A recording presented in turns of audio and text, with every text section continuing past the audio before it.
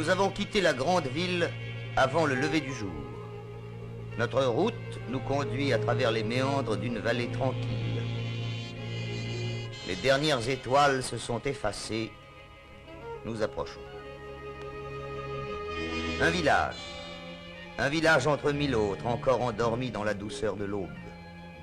Sur son sommeil, la nuit a été plus claire qu'elle ne l'est sur la Beauce ou la Normandie.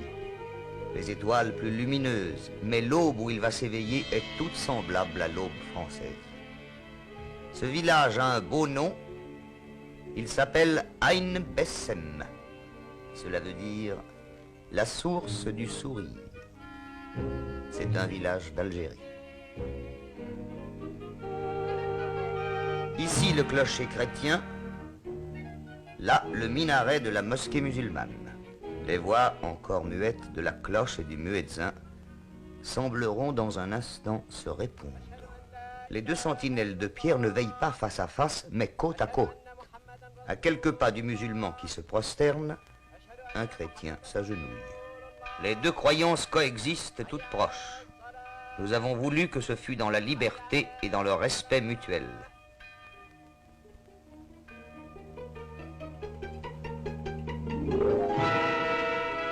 Il y a 2000 ans, quand cette terre était ramène, des chevaux pareils à ceux-ci quittaient déjà l'écurie à la même heure du matin pour le travail ou pour le pâturage.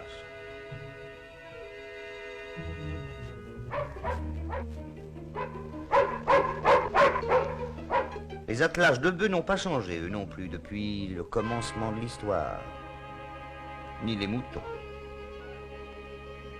C'est le rythme immémorial et régulier de la vie rurale où la seule note nouvelle a été apportée par les modernes tracteurs.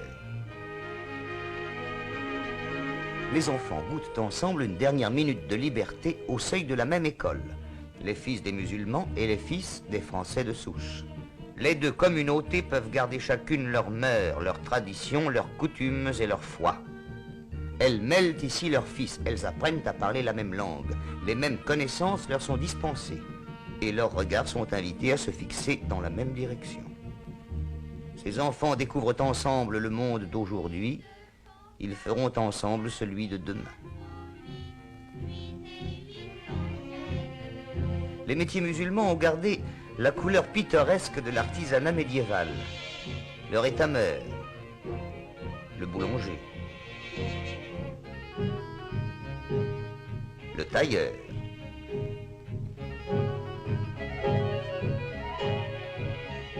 le rémouleur, le menuisier,